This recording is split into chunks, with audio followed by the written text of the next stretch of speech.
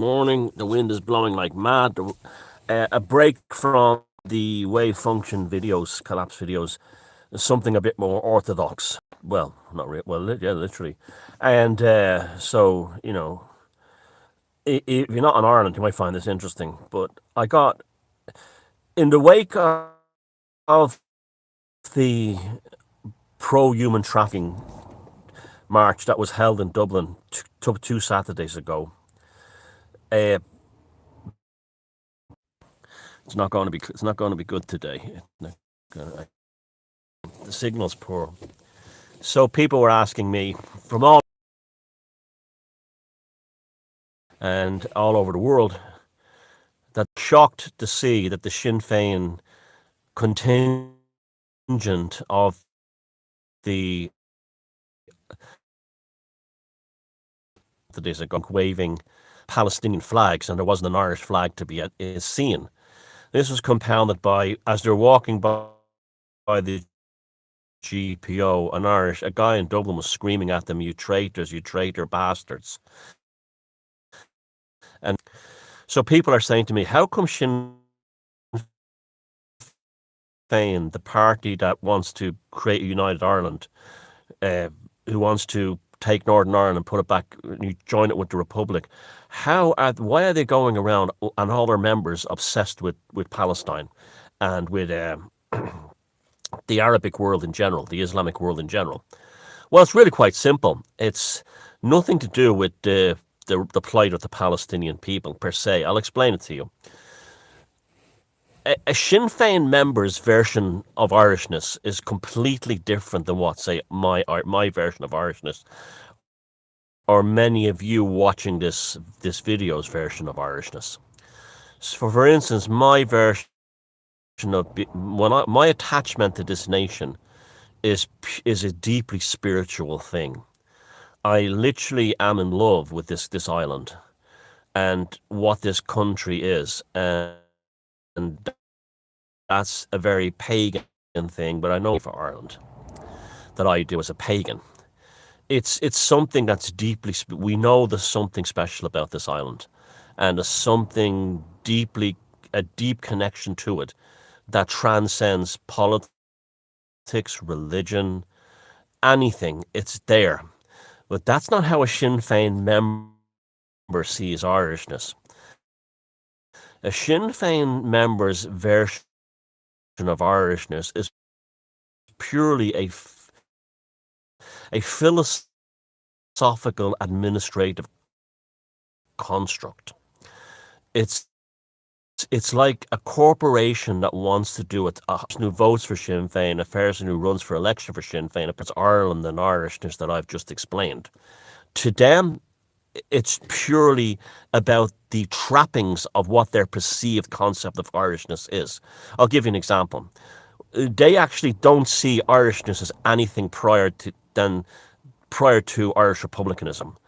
There's literally nothing in the Sinn Féin consciousness that exists before, say, 1798 and the beginnings of what was the Republican movement in Ireland with the United Irishmen and Wolfe Tone and so on, Robert Emmet.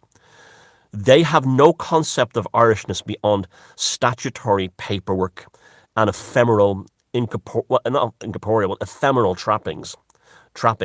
So, for instance, their version of Irishness is not rooted in the same spiritual dynamic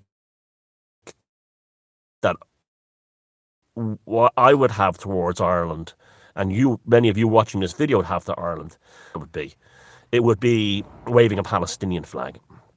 It would be the proclamation, the 1916 proclamation, the actual piece of paper, not Padraig Pearse and the men who signed their death warrant when they signed it. Just a physical piece of paper. The actual, their Sinn Féin's relationship with this nation is purely this island is purely material, legal, structural ownership, and they don't care.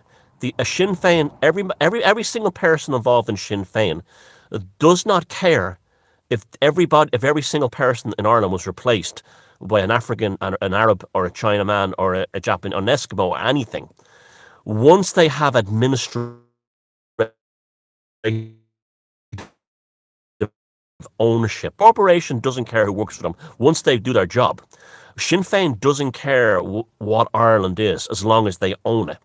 So therefore, they're now looking. They're drifting towards, and openly they're not even hiding it anymore, and they haven't been hiding it since the centenary of the 1916 uprising in 2016, when they marched. Sinn Féin marched in front of the GPO, where the founders of this country gave their lives to free this country, waving mostly Palestinian flags. They have no relationship to those people. They can't. They psychologically cannot relate to being Irish or spiritually of being Irish beyond the trappings of it.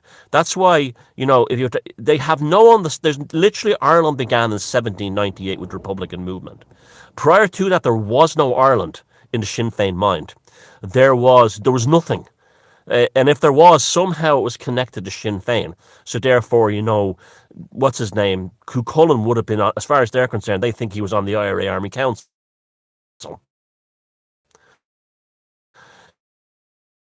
Prior, this is how they think.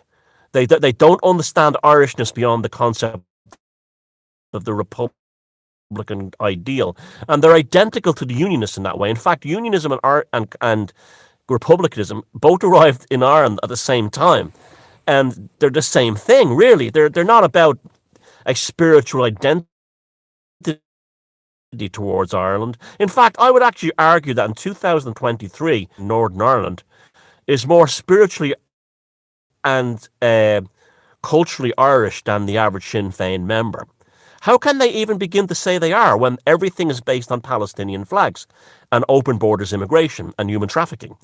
They don't care. They want to own the country. They don't want to own. They don't want to be the inheritor of the Irish experience. They literally just want a corporate hostile takeover, and they're, instead of buying up shares, they're flooding the country in order to buy their votes, just like they would buy shares before a hostile takeover. That's all it is to Sinn Féin. A Sinn Féin member has no spiritual, emotional, or psychological connection to this land. It's purely an administrative, paperwork, functioning ownership. That's all it is. The new management's name on the door. Now, this has actually kind of already happened in a way.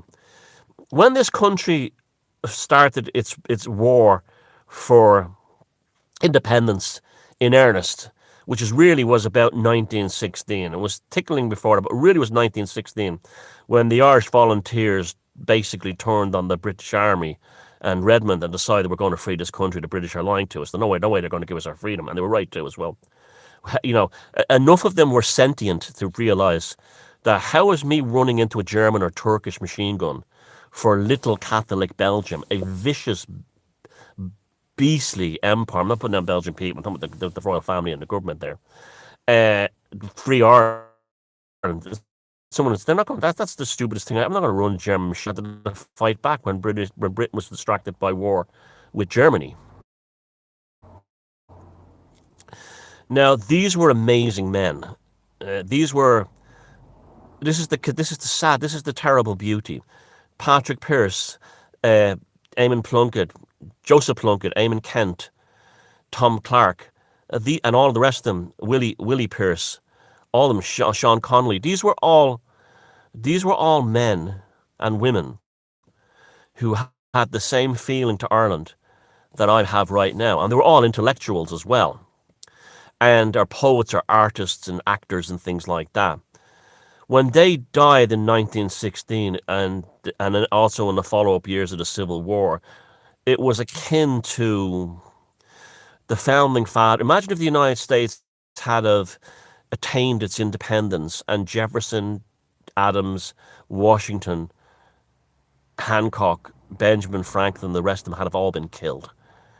Your best minds were all killed, and that's what happened to our founding fathers and mothers. They were all killed, the best ones, okay? And then there was a civil war where basically it was an awful mess that had to be held together somehow. It was an unfortunate situation, but I do understand Michael Collins's side in it. Nobody wanted what happened in the Civil War, but when those guys all got out of prison and was sorted out, basically the old Sinn Fein became Fianna Fáil under Eamon de Valera, and they were just like where, say, Collins, Pearce, Kent, MacDonough, Tom Clark, the rest of them would have all had the philosophical, emotional attachment to this island. The ones who took over were purely administrative, and that's why they never even there was an Irish independence. Those people say there wasn't, and there was a republic, but it was run by people who purely had their name on the door. If you look at the very early before Fianna Fáil came into power, and De Valera came back. If you look at the early histories, source that in Heron, the original Irish Constitution under the Irish Free State, that was a Gaelic world. My God, they were building a new Gaelic state. You look at everything from graphic design to how the country was functioning. It was These were visionaries, but they were all then replaced by admin men, island of like philosophers, poets, and freedom fighters, to Catholic priests, civil servants, and gombeen men, and that's how it's been ever since say the 1930s. Say, where you had a visionary movement in Ireland once to like know what Ireland was and what Ireland stood for. It just became, get yourself a nice pension in the civil service, this kind of thing, and that kind of thing. So this is the world that Sinn Féin also come from. They don't care. They have no.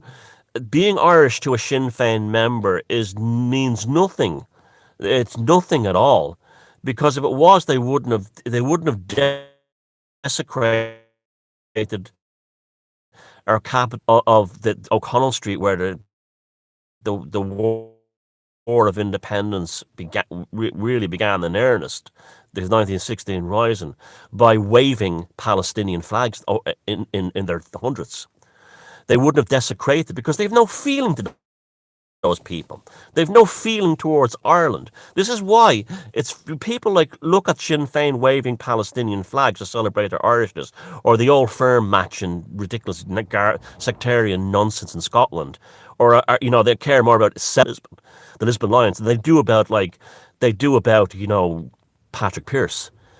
It's purely ephemeral to them. It's not real. It's just basically a badge that they have, an ownership, a game, a club that they're in.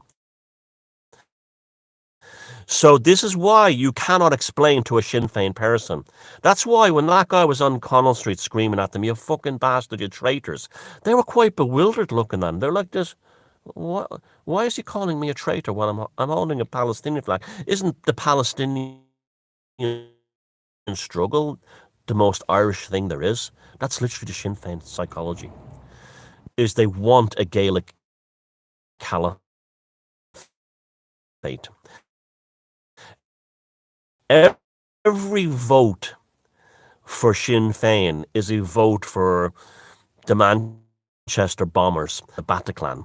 Every vote for Sinn Féin is an endorsement of the 9/11 attacks. They want this country to be an Islamic nation. They want it because they know that that's the best way to them out, by seeing them waving these Palestinian, no matter how you try and spin it. And to go to a place like Ballymun, Fermoy, Waterford, anywhere around the country where there's working class people, they are passionately in love with this nation, a big time. But it's not the Sinn.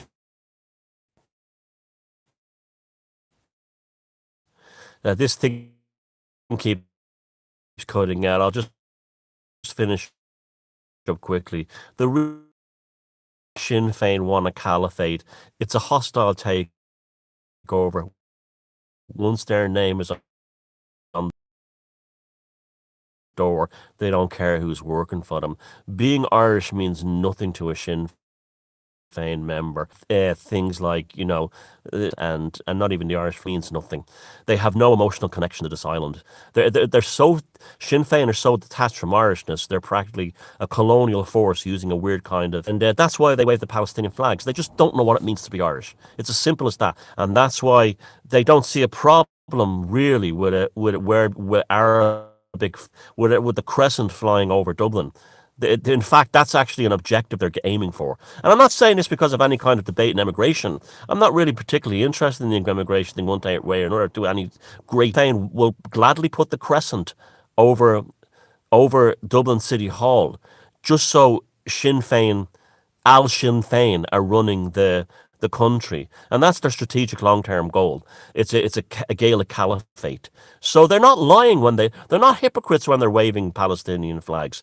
They're not lying. They're actually laying their cards on the table of what they are. And so don't assume that they're somehow kind of like they're spoofers or something like that. When a Sinn Féin person holds a Palestinian flag, it evokes an emotion in them that when they hold an Irish flag aloft, Féin members go, "How dare you say that? Sorry, you're the ones you desecrated our sacred landscape of independence with the Palestinian flag. I didn't do it. You did it. Why did you do it? Because that's where your heart lives. The land of the heart's desire of the every Sinn Féin member and voter is Gaza. It absolutely isn't Ireland, unless Ireland is a caliphate."